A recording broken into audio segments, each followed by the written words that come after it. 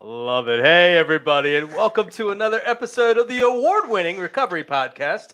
Get in the Herd, brought to you by the McShin Foundation. I am your co host today, Nathan Mitchell, and I'm co hosting over here with the big dog, Derian Diggs. I like that, Woo! the big dog, Derian Diggs. Yeah, it It's goes great. right along with my initials. It does, man. All that alliteration. It's a nice Yeah, big word, isn't it? I like Yeah, that. That was a college word. it was, every once in a while. Um, Today we are really grateful to be in the studio with somebody I've known for several years. I don't get to see you very often, but I see you. If that makes sense, I watch you. And I know that you're around, and I love the program, the company you keep. Today we're in the studio with Cory Clarke, who's here sharing his experience, strength, and hope with us. And Cory, man, so let's talk. First of all, let's talk about the Cowboys. I refuse to make any stipulations or comments about the Cowboys on this telecast. I don't even like football. I don't really know anything about the Cowboys, but yeah, I get it. They suck. I get it. I mean, listen, nobody can suck as worse as the Bears. Oh, This is coming from somebody who is a true fan. Well, Die hard. for me, this just for me. Cowboys suck. Worst team in the NFL. so I don't really care so much about football either, except that I follow you on Facebook and I see all of the comments that you put out, as well as all of your friends are sort of in collusion now and are constantly pumping out that number one hater thing about the Cowboys, and it cracks me up because I'm having a bad day, whatever. It's like it gives me something to smile about. That's the whole point of it. It's for me, it's just fun. I'm a 49ers fan, so it's always been a Cowboys rivalry with us. And it's just out of humor, man. I'm just trying to make people laugh. And people get really upset about some of the stuff that I post. Like, they really get mad, which actually makes me do it more. Do you just tell them to go talk to their sponsor? Pretty much. Yeah. Pretty much. But, when we lost, I thought it was the greatest thing. As soon as Garoppolo threw that interception, my phone just started going ding, ding, ding, ding, ding, ding, ding, ding, ding. And people I haven't talked to or made a comment on my Facebook page ever just came out of nowhere. Came out of nowhere. But it's all good. Just to give you some shit. I love it. It's all good. Well, so that's really cool because you're very visible, not only in the fun that you have, because I see that, but you're visible in your recovery. So we're pivoting onto the recovery podcast topic here. Talk about, man, like what got you into recovery, if you don't mind sharing a little bit, just a little bit of what it was like, what happened, what it's like now. Pain got me into recovery. Pain and consequences got me into recovery. We were talking a few minutes ago.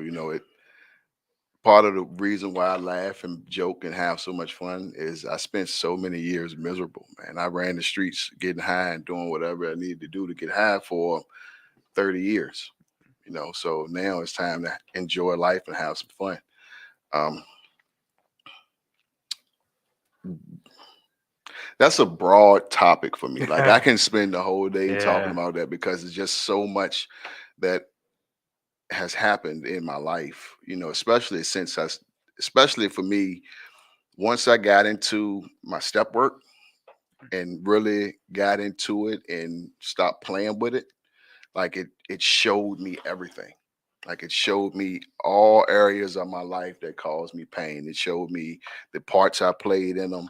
It explained to me my character defects, and it explained to me the shortcomings that I had because I was acting on character defects, and it just opened up such a new world, and that was it for me. Growing up, my mother and father split up when I was really young.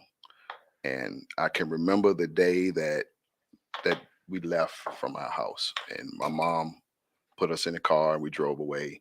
And I watched a man that I thought was a giant shrink the further we drove off. Yeah. And in my mind, immediately it was my fault. Like, what did I do wrong? What's wrong with me?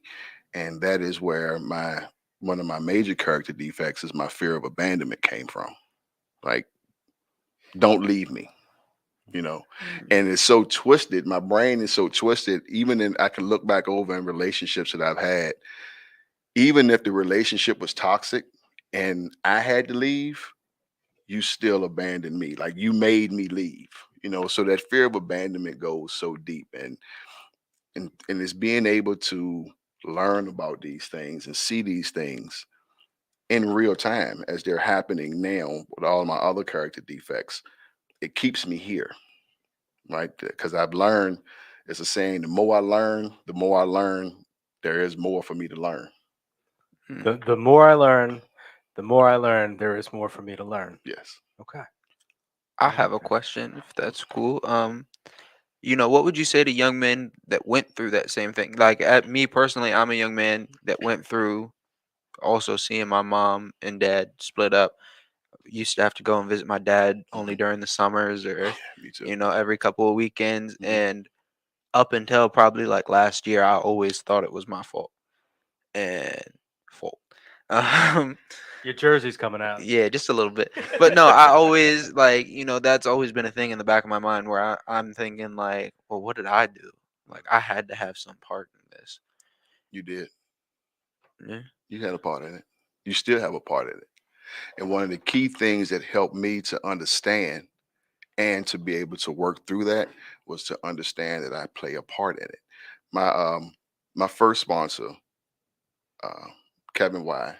I love him to life. He was and still is so much an integral part of my recovery because he had a way of explaining things to me in early recovery that I could understand.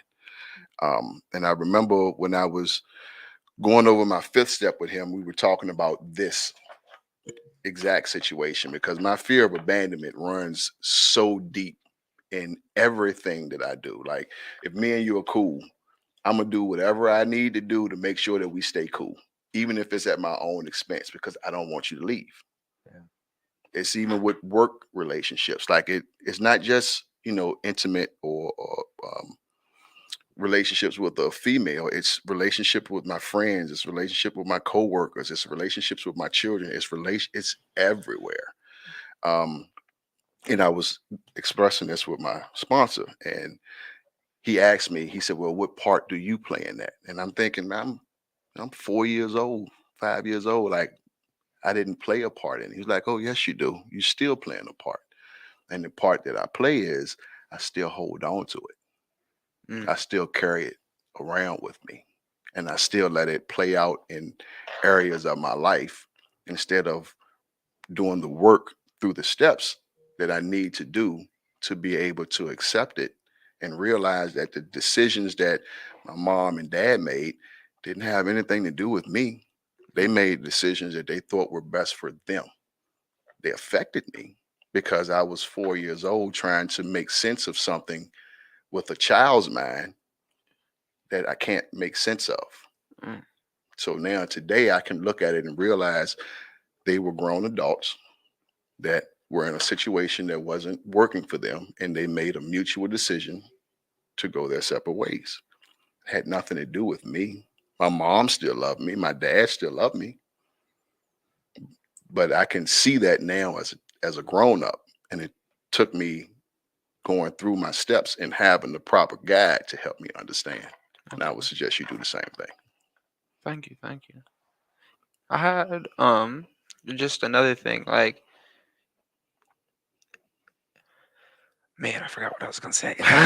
My train of thought. That was Welcome, like welcome. that was literally exactly what I needed to hear. Like, I don't know. That was thank you for that. Like, I don't think I've ever looked at that like that. I've always tried to like reconcile like, oh well, it it was because of this reason. It was because of this reason. I always held on to it, like you were saying, and now like hearing like somebody else had told me I needed to let go, but I like to bounce the idea off of multiple people. But hearing that again, that's what I needed to hear, and I don't know, like I'm just grateful that I got to talk to you today, man. Like that gave me the hit that I needed.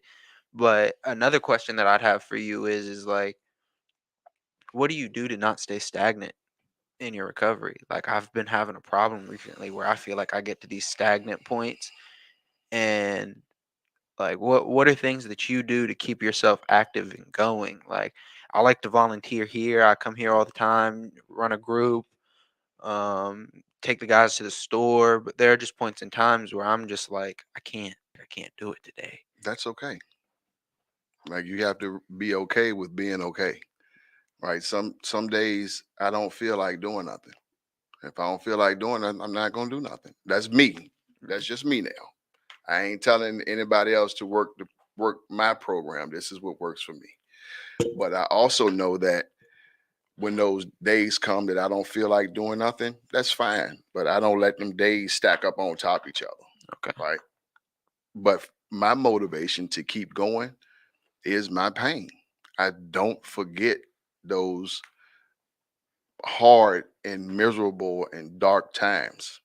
I force myself to remember them because when I start to forget them, then I'm more open to making a bad decision. Um, I remember my last day of using and getting high. I was at a barbershop selling my brother's my that had just passed, selling his music equipment that was in my car, trying to get my last one, and realizing that I was supposed to have been at home in 30 minutes to pick my kids up from school, and I was an hour and a half away. I remember those are the things that I remember, and I don't ever want to forget them. You saying that you appreciate me being here, telling you things that you need to hear. This goes into what we were talking about earlier about finding your purpose. Mm. Like that right there, what you said, actually helps me because it gives me proof that I didn't go through these experiences for nothing. Like it's a beautiful thing when you can realize that your pain also has a purpose. Mm.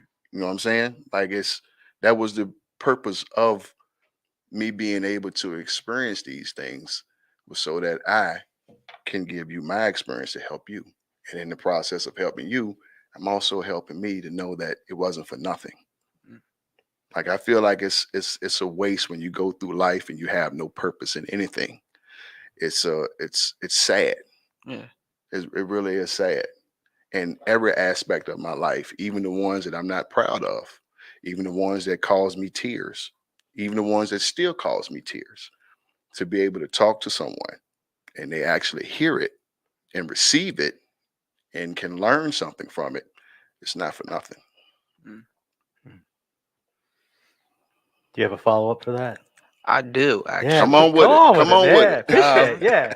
Like you were saying, we were just talking over there about finding our purpose. Like what? Oh, I'm a purpose driven person. So Mhm. like while I was in intensive here, for the longest time, like, you know, I knew what my purpose was. My purpose was to focus on myself at that point in time. But I'm a Mhm. person that has to be like active. Mhm. Like I gotta be helping in some way. I gotta be doing something, or else I don't feel like I have a purpose. Mhm. What are things you do that kind of come, when you can't necessarily be the one to help that person, or you don't have the opportunity to just always you know go out, take someone out, or just sit down and talk to someone. What are things you do to combat that to still make you feel like you have a purpose? I use my network Okay. because see that's the literature tells us, that we're not going to be able to help everybody. Like there's going to be some people that I can go and talk to that may hear the message, and then there's some people that won't. They're not going to be able to hear my voice, but they may hear yours.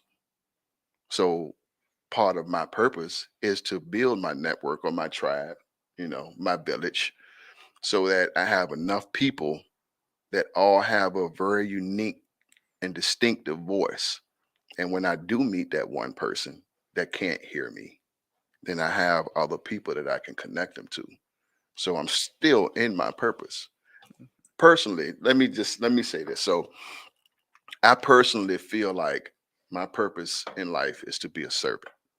Mm. That's my calling, to help and serve other people. And I accept that with honor. Like it's my honor to be able to help people. Um, So in being of service and being a servant, I have to be able to be of service and to be able to serve. So if I go somewhere and someone says that they need help, but I'm not able to give them the help, then I need to do the research. I need to put the work in so that I have many different options to choose from for this person. That's part of my duty, is to be able to help you to the best of my ability. Now that doesn't mean I'm gonna be able to save the world. That doesn't mean I'm gonna be able to save everybody, but I'm responsible for the effort. Mm, So that's what I do. I stay connected. Like I do my work, man. That's yeah. pretty much what it is. And there's, like you say, even on some of those days where you don't feel like picking up the phone, some of those days you may not feel like going anywhere. That's okay. Those are the days that you got to keep your cup full.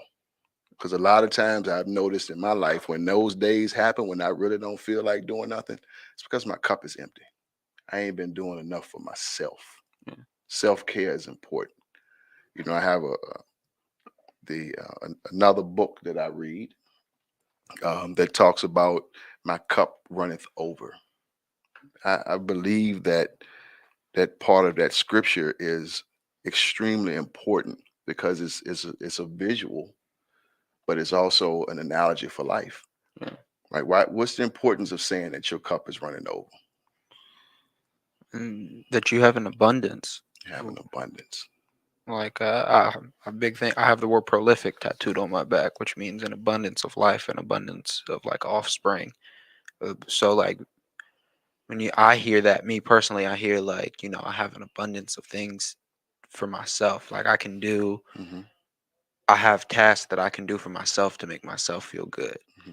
and have time, being able to have time for myself, which I don't think about a lot. Like I don't think about having time for myself a lot. I do self-care things, but I Hmm. don't normally see that as self-care, I guess, if that makes sense. Like I think of it as just fun, like things that I've grown to love to do Hmm. that I just go and do. Like, but I don't think I've ever realized and like sat back and thought, dang, that is self-care. Like I'm a disc golfer, Hmm. like hardcore. My buddy Hmm. Matt G got me into it, Hmm. and that's what I go do for my, like, when on days that I'm not feeling it, I like to go play disc golf.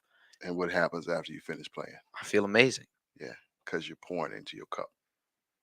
See, the overflow ain't for you, because you can't do nothing with the overflow. You got to get what's in the cup. That's for you. The overflow is for the people around you. Okay. What's in the cup is yours. The overflow is for the people around you. But in order for a cup to overflow, you got to continue to pour into it, Okay. right? Because if you start trying to help people when you don't really feel like it and you haven't been pouring into yourself, now you're not in the overflow. You're actually in the cup. You're taking it from yourself. Sooner or later, your cup gonna be empty. What's gonna happen when your get empty? You're not gonna have that day that you're looking for. More than likely, for me, if my cup gets empty, I'm gonna go back to what was comfortable, what I know, Yeah. and I don't want to do that. So I continue to pour into my cup. Even when I can't pour into my cup, this is the beautiful part about having this network and this tribe. When I am not able to pour into my cup, my network and my tribe pour into it for me. Like they help me. Yeah. Like I got people that send me texts and call me and fellowship with me, and we go and hang out and shoot pool and all that stuff, and they know you. Yeah. Like if you spend enough time around your network and talking to your network and your tribe and your people, they gonna know when something's off. Yeah.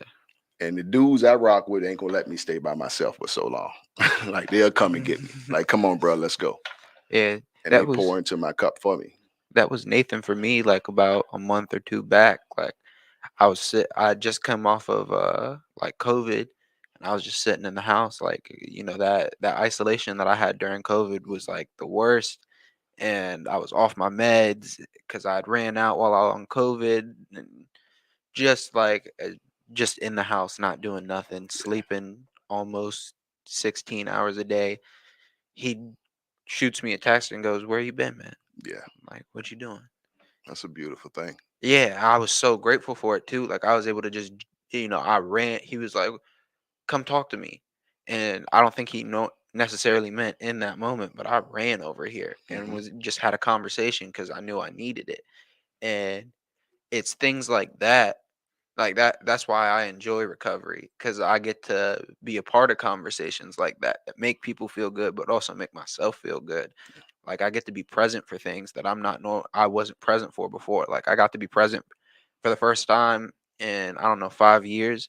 I was sober at my little brother's birthday, and Mhm. like, Bubba was able to play basketball. Mhm. That was important. Mhm. Like y- Bubba was able to take him to eat. I was able to watch a movie with him. Like that's important to me.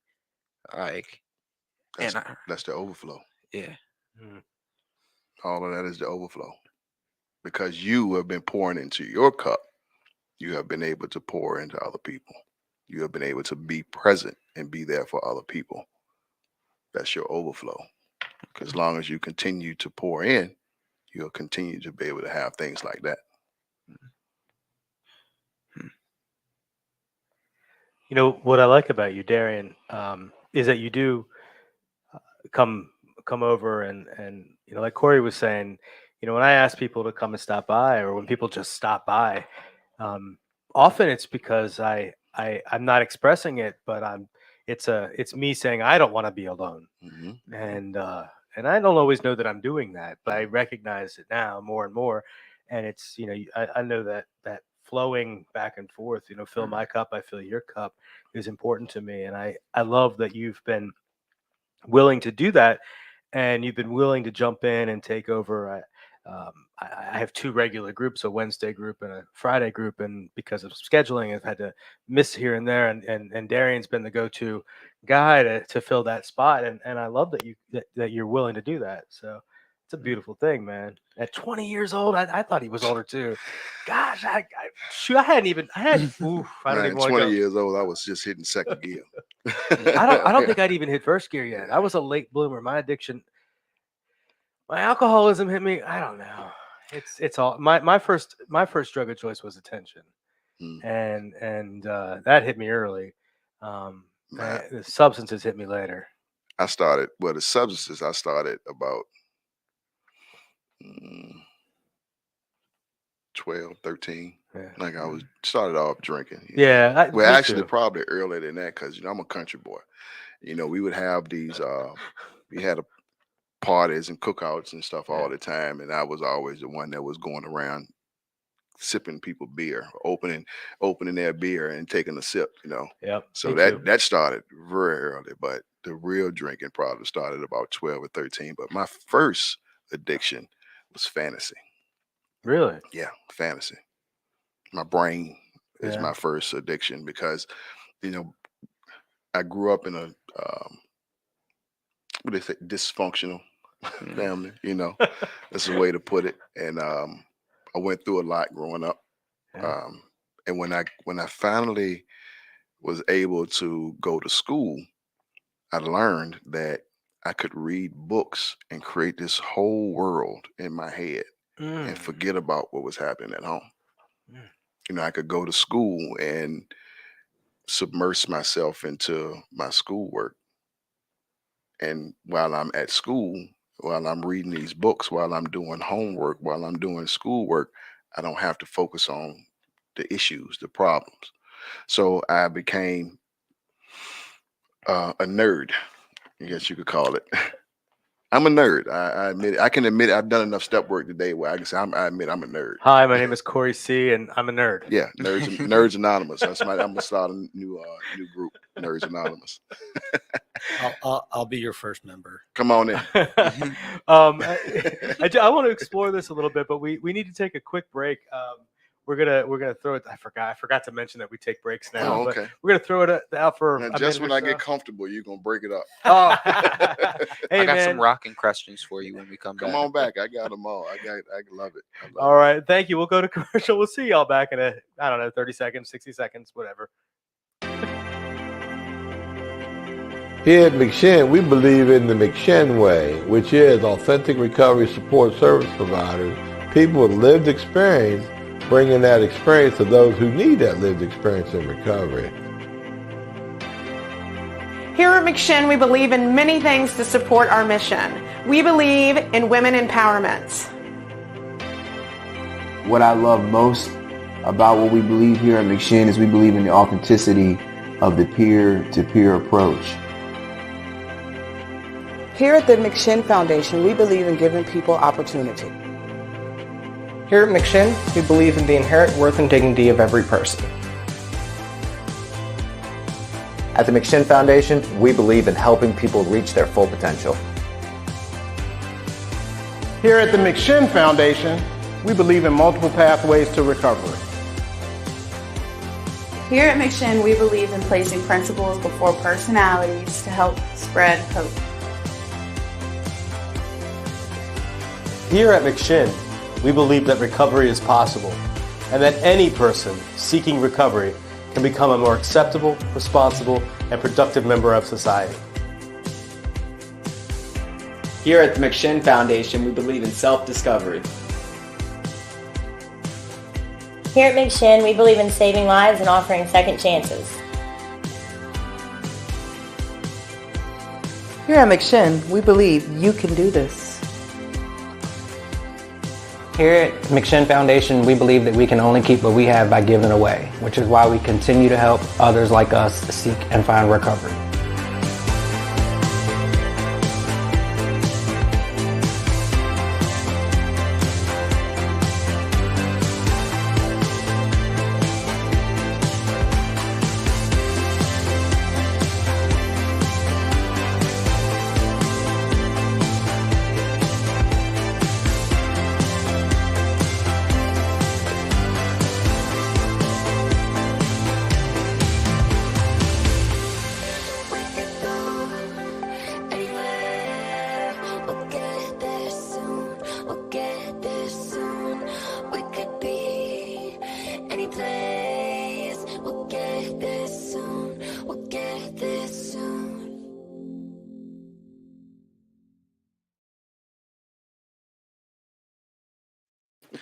Welcome back to Getting the Herd with Good job. Yeah, perfect. us, the gang. You know what I'm saying? Awesome. We're hanging out, having fun. Oh wait, I'm sorry. Can I interrupt you? Yeah, go Do ahead. you know, I just dawned on me. We need to do this, Justin. Justin, we need to do this. You'll appreciate this. We need little theme music intro, and I'm thinking specifically because you said the gang, and I was thinking of It's Always Sunny in Philadelphia. Have you seen the show? I have. I love that show. Yeah, it's awesome. And they have a podcast too. They do. They're hilarious, but not as good as ours. But they have for the show and also in the podcast, they have little theme snippets of music before the something silly. I think we need theme music. I think we should do it. Let's get on it. Okay, we're back with Justin's like you're I love how y'all discuss all this and then just all look directly at me like we were waiting for your response. I'm seeking validation. He was waiting for my response, seeking validation. I'm just accepting whatever you say. Okay, fantastic. So Cory's going to make our theme music. I don't know if you want to do that.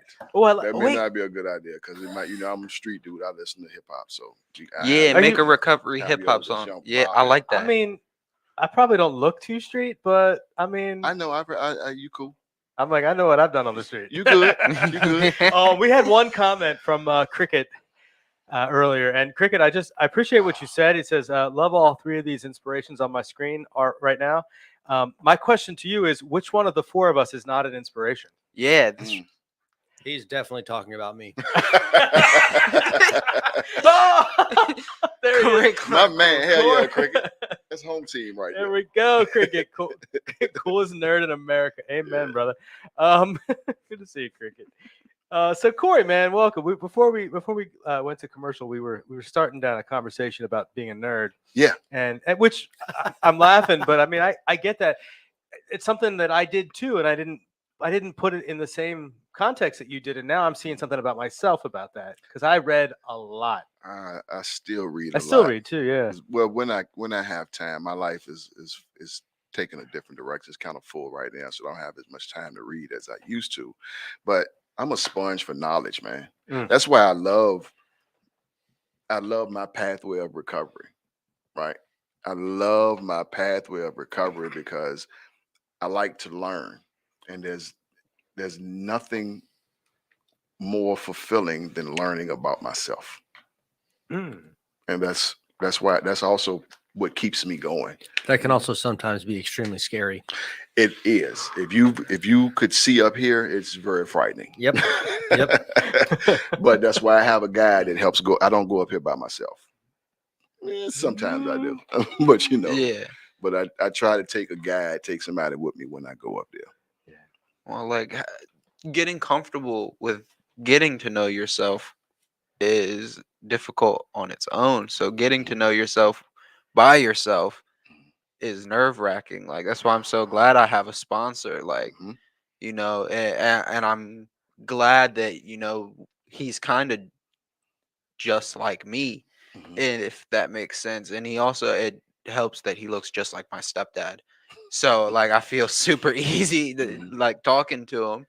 But like, talking to him and giving him a piece of something that I'm dealing with and hearing how he responds to it, and then giving it like the way he gives it back to me so that I can understand, it makes everything easier. Like it makes me feel more calm with getting to know myself. Like I'm not as scared to do it anymore. Spent so much time being scared and hating myself, like not wanting to know who Derian was. And like it held me back for the longest time. Like, I could go into a job, I could, do really well, but I would never get the promotion. And it was because I wasn't being me. I was being what I thought everybody wanted me to be. There you go. Right? Yeah. And now I'm like, I've learned so much about myself within the past 4.5 months. I've learned more about myself in the past 4.5 months than I have in 19 years of being alive. Well, 20 years of being alive, and it's just been amazing. Yeah. It's like, beautiful. Yeah, it really is. Like recovery is never something that I thought I was ever going to get. Like I looked at my uncle who has 22 years, and I always wanted what he had, but I never thought I could get it. Right? And now I have it, and I'm working on it every day. Like I don't want to stop because this is such like the process. Like, it is the process. You got to trust the process. It's important to have a sponsor and have a network of people in order to truly learn yourself. But for me, I've kind of figured that out because one of my character defects is lying. Yeah. Ooh. I'm a liar. Welcome. So I can't learn myself by myself because I lie to myself. Yeah. You know what I'm saying? So it's in the process of going through the steps that my sponsor can see through my bullshit and my lies and show me the truth, because I don't know who I am. I never knew who I was. Well, I'm learning who I am now, but in the beginning, I didn't know who I was. Only thing I knew was the lies that I had told myself over the years in order to survive the life that I was living. And the lies that I told myself about, what a man is supposed to be, what a man looks like, the things we do, and the stuff that we had to experience going through the life that we lived. And the majority of them were lies, right? But I believed them. So going in my when I first started going through my step work, so that's what I was writing down, and a lot of it wasn't true. That's not who I was. That's who either I wanted to be or who I thought you wanted me to be. Yeah. It wasn't, none of it was really me. They were my experiences. And going through all of that and then going over with my sponsor, we could look at these situations and look at these things. And in the process, I could find me. I like that. I would like to ask a follow-up question to you. Okay. So you mentioned jobs, somewhere in that conversation. So I thought it might be interesting to Cory and to our listeners that you have a particularly unique skill set. Oh yeah. Yeah. So do you want? Let's talk about You're that not because gonna find me, are you? The way you put that, is he gonna find me when I leave? Well. That's the thing. He might. So let's talk about. Wait, before you tell what it is, let's talk about what that is and why that is, where that came from. Because do you want me to describe it vaguely and see if he can guess? Yeah, because I think that's the most fun way to do that. Okay. So like I had this very particular job, right? That involved me being really good with hand-eye coordination. Like if I didn't have hand-eye coordination, I'd probably hurt myself or someone else. It was like it was the most fun job in the world, and when you figure out what it is, you're going to be like, you're lying. There's no way you actually did this for a job, but it is the coolest thing ever, and I'm also technically considered a professional at it. And I'm a licensed coach, so I'm able to do this to this day still. Like I can go anywhere and do this as a job, anywhere that has this certain job. Well, maybe some questions. So your skill is extreme hand-eye coordination. Probably the most extreme hand-eye coordination. Very necessary. And this helps people. No, but it gives people a lot of fun. Well, actually, you could say it helps people because it lets them get out their aggression. He's a whack-a-mole trainer. Ooh. I was gonna say a video game tester. Ooh, well, you're kind of you're in the neighborhood. Okay. Think of me as like a dangerous quarterback.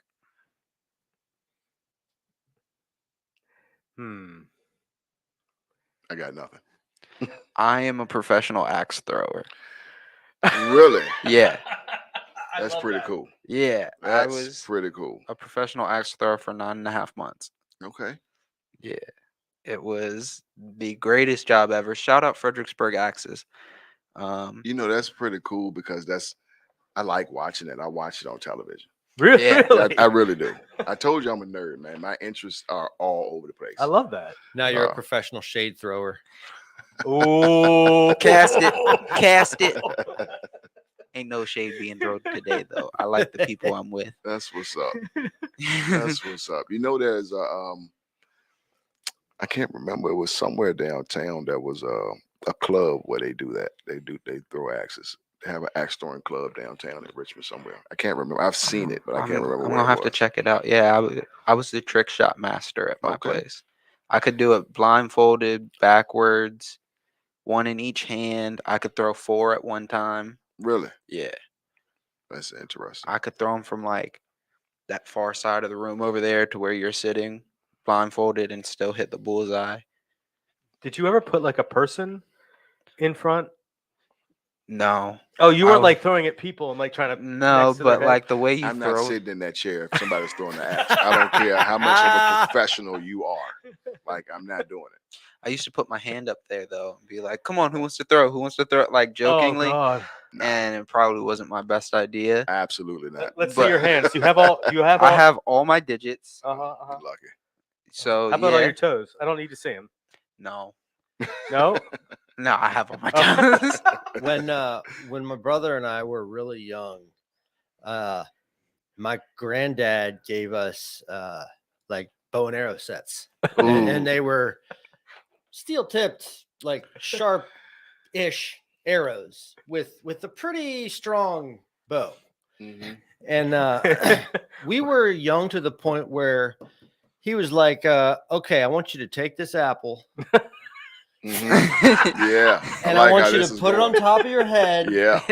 And I'm going to stand about 5-6 yards away, and I'm going to see if I can knock it off. And sure enough, my dumb ass was like, yeah. And he was just, pulled back and everything. We hear my dad across the yard just like, no! He saved your life. Looking out to us. Smacked it out of my brother's hand. We're just like, what's going on? He's gonna nail it, Like he saved your life. Yeah. My dad literally took both bows, all the arrows, snapped it over his knee. He was like, I'm calling your granddad. This is never happening again.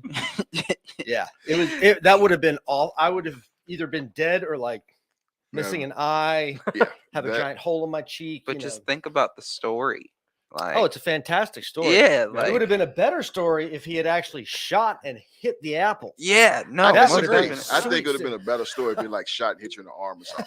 Well, if you had a pirate patch, that would be cool. Yeah, an eye patch would be awesome. That would be cool. Yeah, yeah. Like we used to try at the Tell that place. story and be like, I got this sweet scar. You want to see? At the place, we used to like throw tennis balls downrange and huck an axe as hard as we can to try and get it to cut through the tennis ball and then hit the target or like catch the tennis ball in the target. I've only seen one person do it, and that was my buddy Chris. And he also did like a hook shot, like he was Kareem, and like the whole time he was trying it, I was just yelling out, Kareem, Kareem. You're too young to know Kareem, bro. What are you talking about, man? You're too young to know the hook shot, bro. That's like 80s. What are you talking about? That's the baby hook. That's my move. Oh, you ball? I ball. My That's man. my move. Weird, strange fact about me. You made me think about it when you're talking about the bow and arrow. So All right. I told you I was a nerd. I think it was 11th grade. I came in first place for the Virginia Science Convention about shooting bow and arrows. Did you have a brother who? No, Okay. no. Did you have a guinea pig? I did not. So the exhibit, well, I don't know if you want to call it exhibit, but the project was how do you calculate the trajectory of an arrow from point A to point B between certain distances? And you would have to calculate the weight of the arrow to win, the angle of the bow and all that. I'm telling you, I was a nerd, bro. That's cool. That's very cool. That's This is 11th grade. 11th grade. 11th grade. All right. I love it. Man, we got some good look. Man, we got Joe P watching over My here. man, Joe. Joe, What's man. up, Joe? That's my man. We got I Joe. love Joe, we need to Yeah. get you on the show. I don't think you've been on the show, have you? I think Ben's been on the show, but Joe was on the show when I had everyone from Aware Recovery on. He was on. Oh yeah, that's right. But I wasn't on the show that time. That's right. No, you were not. That's right. That's right. I was not aware. Yeah. Oh. Okay, I'm gonna need you to go wait in the car. Oh, yeah, I sorry. do. Thank you. So I'm looking for suggestions, right? Because I was just put in this great opportunity for leadership, and you know, you work at a facility as well. I do. Were you ever a house manager? No. No. What would you say for somebody who, as young as I am, would be like? What would be the best suggestion you could give to a young person in the in a leadership position like that? Like I just got made house leader yesterday for my house, and I totally think I'm ready for it, but I know that with this position comes a lot more responsibility, which means I'm being trusted more, which means, you know, I'm taking care of me. I've got guys that look up to me now that are, you know, going to start coming to me. Like, I already experienced that today. I had one dude text me and was like, yo, where do I go to do this? And I was able to give him that information. So there's actually several suggestions that I would give you. The first one is learn who you are. Okay. You know, do your work on yourself. The second one is always remember to keep your servant's towel bigger than your ego. Okay. And that's one of my mottos in life. You know, I can be very egotistical and prideful. That's also, you know, part of my nature. And I pull information and life lessons from so many different places, from a lot of different places. And there's a particular one that I use a lot to help keep me grounded. And it comes from the Bible. And it's the story of when Jesus was the night before that Judas turned him in. And they were sitting around and they were eating, and God spoke to Jesus and revealed to him that pretty much he had all power and dominion over the world. Now, whether you believe in Christianity or God, that's, for me, that's not important. That's not what I'm talking about today. It's the idea, right? So he was giving all power and dominion over everything. The world was pretty much his. He had all control over it. You know what he did in that moment? No. He got up, he got an apron and tied it around his waist, and he got a towel and a basin of water, and he washed everyone's feet. This is a person that has all power over everything, and he humbles himself to be the lowest of low servants. I keep that in mind all the time. Like that's my motto in life is always make sure that my servant's towel is bigger than my ego. Because when my ego gets too big, I can't serve you. Yeah. Especially in a position of power. If I'm placed in a position of power, now if I haven't done the work on myself, my ego is going to tell me it's all about me. You have to do what I say. What I say goes. I'm top dog, bottom line. Get in line or get out. Right? That is not the way to help people. I have to remove me from these situations in order to be truly of service to these people. So I would suggest to you do some work on learning who you are, and keep your servant's towel bigger than your ego. I like that. And what I like that you asked that question, because you've been asking this of everybody. Two of the guys up here commenting, both Ben Kramer and Cricket above that, have been very successful house leaders here with McShin Foundation. In fact, Ben Kramer was the house leader over here at Dunbar at the intensive house when I was first a participant. And I became really close with him and that group of people. I didn't live in that house. I ended up living with Ben later on, and had a great relationship with Ben. But at the time, that house was really tight, and it wasn't of course all just Ben. It was the way that the whole house worked together as a unit, and they constantly kicked butt. So, and I was really grateful to live with Ben a few years later, at the last when I lived here at the end of my living here. And to be able to become better friends with Ben. So if you see up there, Ben said to get his number and give him a call. He's a good dude to have in your pocket. Yeah, Ben solid cat. That's my man. Yeah. What's up, Paul Mundy? Good to see you. Diam. you know Paul? I know him from Facebook, and I've seen him in some meetings, but we never really hung out. Yeah. Paul's a good dude, Paul, man. I hope you're doing all right, buddy. It's good to see you up here, man. And what I like here too, Cricket was the house leader. Cricket's been a house leader, a couple different houses here, and Cricket. Yeah. Cricket was the house leader at Chamberlain right before me, and I could not have had a better example of house leadership. Yeah. I was really, really fortunate. I was grateful for that. Two of the people I lived with as my house leaders, are one sitting right over here.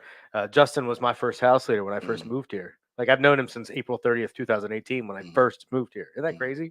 I was 17. That's my birthday. April 30th. I'm too old to hear you right now. Me and Cricket are from the same little town in Hanover, from Montpelier. No kidding. Yeah, Cricket's a Montpelier home team dude, and I remember Cricket a little bit from back in the day, but I know where he comes from, and to see him today, I'm very proud of you, Cricket. You inspire me, my friend.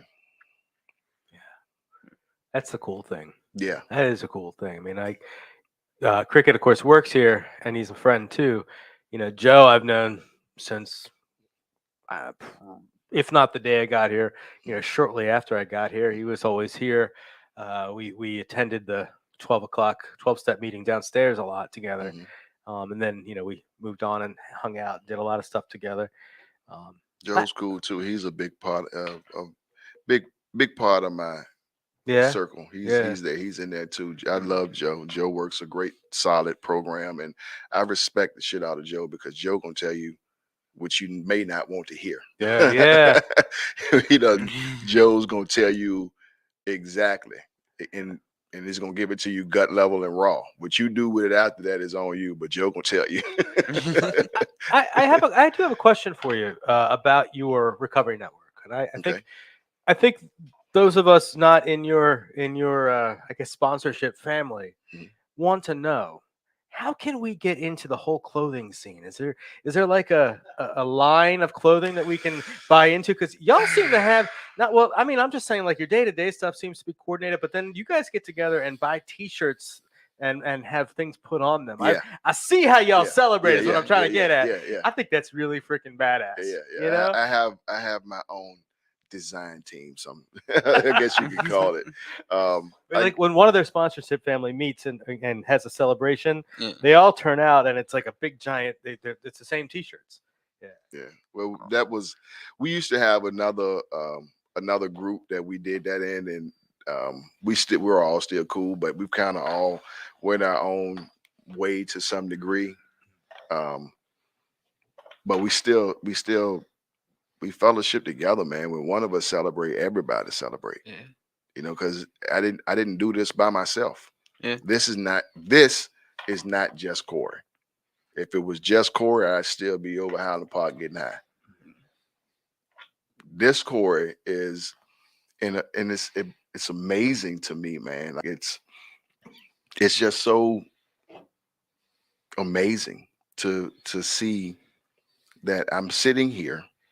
It might not be a big deal to y'all, but I'm sitting here in a recovery organization doing a recovery podcast, talking to other people in recovery about recovery. Like it blows my mind because I know where I come from.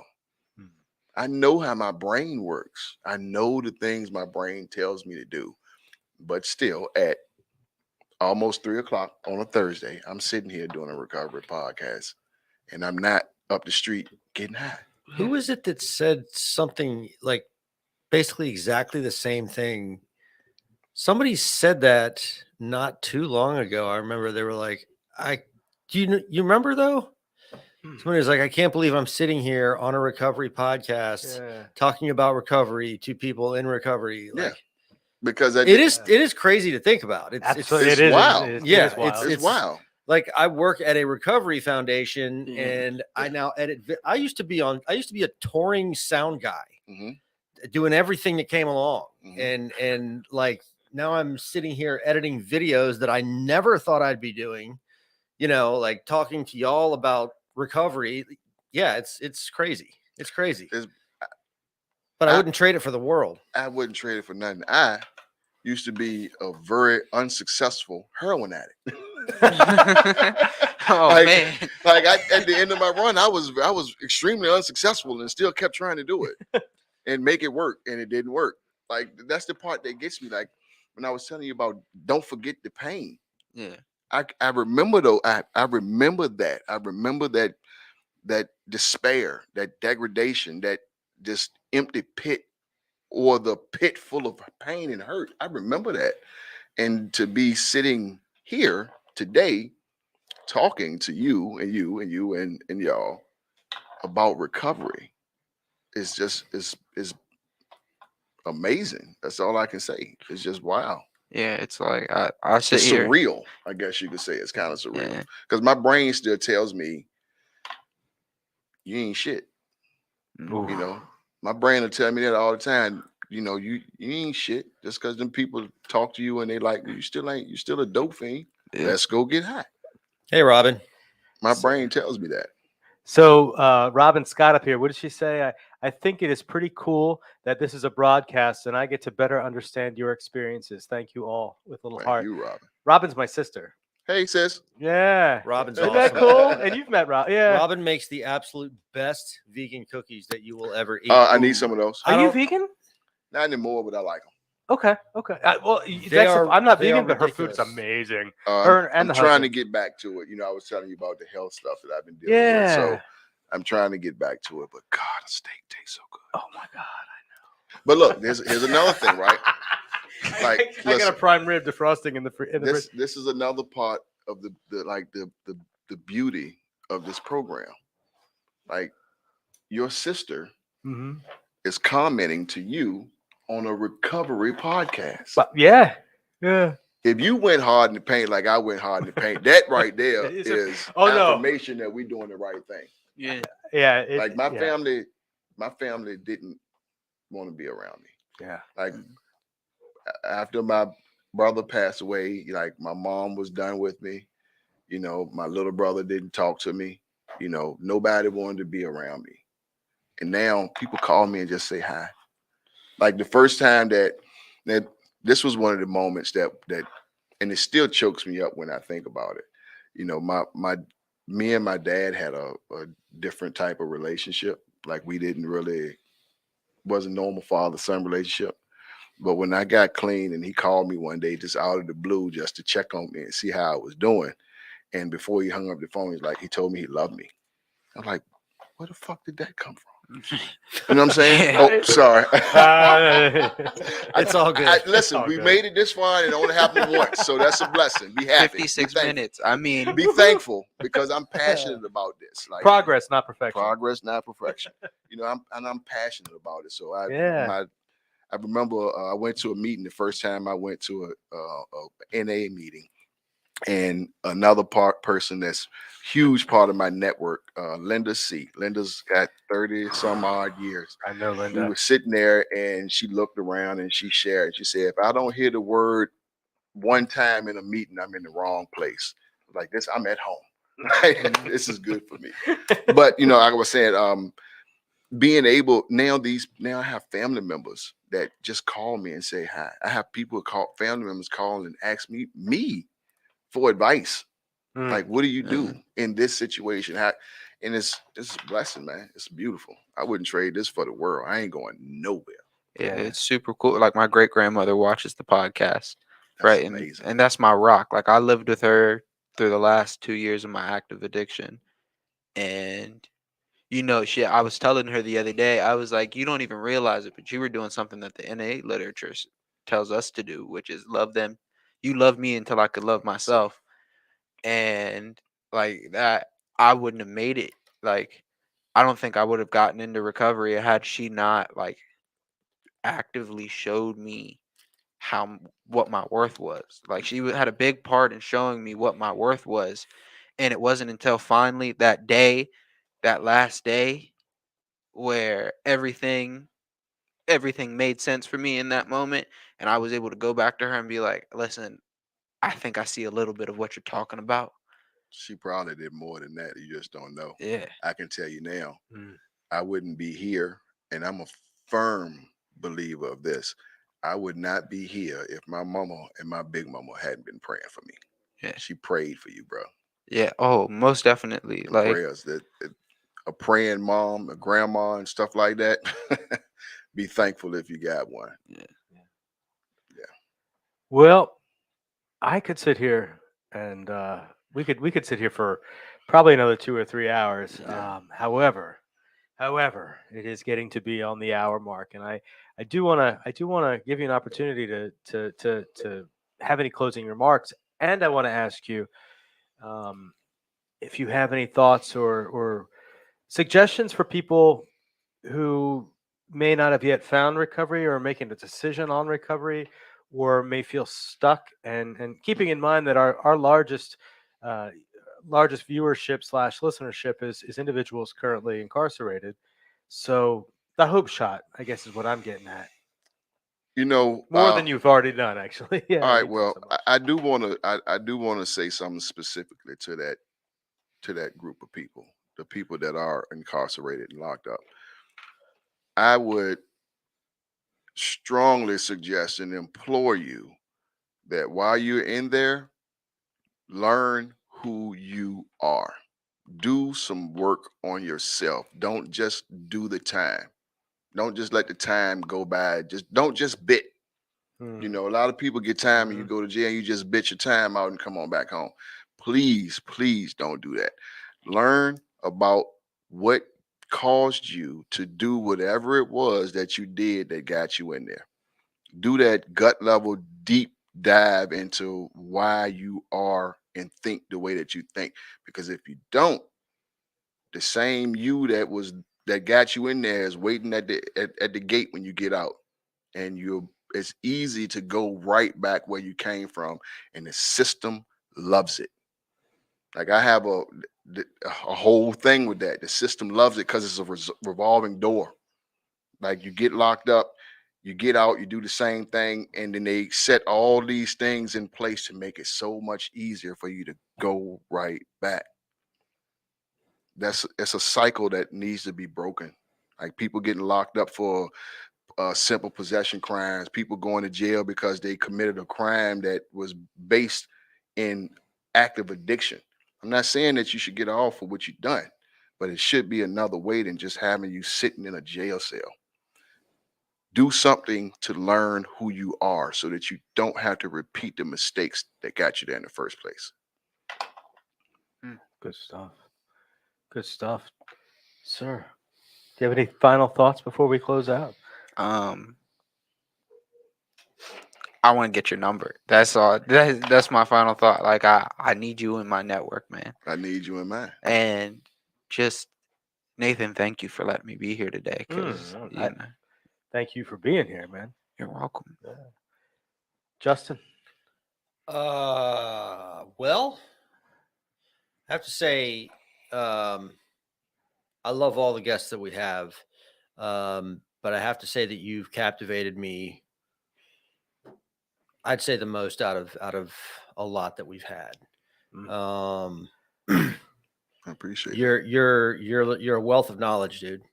And I know we're all still learning, but talking to you, hearing you talk for just this hour is just, it's been awesome, man. It really has. I appreciate it, man. And yeah, that's really it. So. Man, let me feed your ego on that a little bit because I was right before. Well, I've never had a chance to actually sit down and have like an actual conversation with him. You know? Like, yeah. Well, no, I'm with you on this, and the reason I'm feeding your ego a little bit because we were looking at numbers. I was looking at numbers actually earlier today, and I'm sending stuff out, but we realized we did 117 shows last year. Mm-hmm. And so we've done a few since, obviously in the new year, but that's 117 shows plus however many this year that we've done so far. And you're the favorite. That's Well, let me say this. I appreciate all that. Yeah. That glory is not mine though. You can't feed this doesn't feed my ego. Fair enough. I give all this glory to God. Yeah. If it wasn't for God and his grace and mercy, I would not be here. So everything that I do, I give my glory to him. That's awesome, man. I really am grateful for you to come and share with us today. And Derian, man, I love that you this is what, your second time co-hosting now? Yep. Yeah, man. I love that. And I want you I like that. We'll get you to the point where you do it on your own sometime. Yeah, he's a natural. I know, isn't he? Thank you. I don't think I've ever sat back. Yeah. And I like that, man. I think more voices at the table, to share and connect, because I know that I'm not always going to be the one that's going to connect with somebody. And I love what you said about that. It's like, it's okay. I know that I can't be everything to everybody, but I have a network of people, and I can say, all right, well, hold on. You can talk to blah, blah, blah, and so over here. And maybe that, and that's the beauty of recovery to me. It's beauty and diversity. Yeah. So appreciate you. Appreciate all y'all. We will see you back here on Monday at 10 o'clock a.m. for a thing with honesty. Carolyn Beadler. Yeah. I think that's how she is, what, an author, I think? She's an author, but there's a women's recovery jam, something. This is me not being prepared. It's a women's recovery thing that's happening that they're going to talk about. Honesty Liller will be here, CEO of McShin. I'll be here, and we'll be talking to Carolyn Beadler. I'm excited about that. For those of you who may not yet know, Honesty Liller, our CEO here at McShin Foundation, is about to release her first book. Honest is awesome. She is awesome. And I started looking at it the other night. I put it down because it was because I knew I was going to get into it, and I just it's like 11:30, and I need to go to bed, and I can't wait to pick it up this weekend. You have a copy? I do. Well, I have a preview. I have a preview copy, and it's not mine. It's actually Adam's. It's the first preview copy, but she wanted me to read it before before we do her show on the 17th. He don't hear none of that shit, bro. I know, As soon as you said you got a copy and he ain't got one, everything else you said is out the window now, bro. He don't hear nothing you talk about. Yeah. Just in case you're listening, Honesty, you know, I do the show too. Just throwing that out there. Just throwing that out there for anyone who wants to listen. Yeah, but we got a full week next week, right? We got Honesty with Carolyn Beadler and on Monday at 10 a.m. On Tuesday we have Walt, and I know Walt's got a special guest for what is it? What is it? Testify Tuesday. Yeah, my man. And man, is that a lot of energy. We have to turn down the mics for that show. Yeah. He doesn't even need mics. People that are, I mean, everybody can just hear him naturally. Yeah. That's what I love about him. Yeah. It's the energy, man. It's the joy of the Lord, man. Yeah. It's the joy from God. And like I don't even have to turn any of my knobs up on my board. I can turn them all the way down. He's still redlining everything. I'm like, he's turning it up to 11 by himself. Yeah. And he's got what, 26 years, something? Yeah. He ain't smoked crack in 26 years. Whew. I love that. I love that he keeps doing that and bringing that message and the jail programming he does too. And then on the 17th, next Thursday. Next Thursday, we've got Honesty again. We're going to be talking about her new book and what that means and how you can pre-order that and all that good stuff. So You mean the book he ain't got? the book, Yeah, that'd be the dang. book. That would be the book. That exact book. Has anyone ever called you a pot stirrer? I mean, you know. Stirring the old shit pot. I've been known to plug a few batteries in every now and then. Oh man! Also, don't forget, tomorrow is Care Talks. Oh yeah, from 6 to 8, and that's going to be a live stream as well. It's celebrating Black History Month. Going to have a lot of cool speakers. We got Walt speaking. We got Kevin speaking. We have Melvina speaking. And I love those are the only Melvina. people that are speaking that I actually know. But also Helen Skipper's going to be on there. Moses is going to be on there. That's a killer. Oh, panel. Rodney's going to be on there too. Uh-oh. Dang, that's a killer. You're going to really need to turn your stuff down. Oh yeah. I'm That's Rodney's a man. Yeah, That's my man, bro. That's my man. We Dude, gotta get talk him on the about show, some too. energy, man. That dude's got Yeah. all the energy. Can I tell him about the 22nd? Sure. You don't even remember, do you? I don't. You got me all hyped up, and then I you don't don't. remember. Well, The 22nd. I won't be here with you. So. Exactly. That's what Yeah. I'm saying. It'll be my first time. Selfish that I am, right? Yeah. It's all about you. It'll be my first time doing Oh, this. Darren, without- you know I have that week off, right? So you're going to be Hey, bro, don't producing. even and- trust. I come in. I got you. Cool. I know how to do that stuff too. I got you. backup. Yeah, I I got got backup. Do you know how to But do that I do. my I've uncle done- I've Greg. done sound for all a right, long we're at time. an hour and 8 minutes. We Go. gotta- Yeah. Sorry. Go ahead. No, my uncle Greg Traber with 22 years in recovery. He'll be doing the podcast with me, Awesome. and he does a speaker jam event every February, a recovery speaker jam.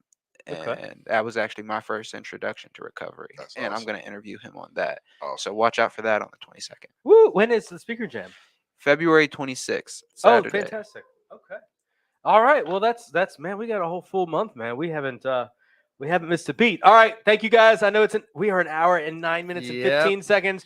Love Man, this is y'all. great. See you on Monday. That's the show. Bye. That's all, folks.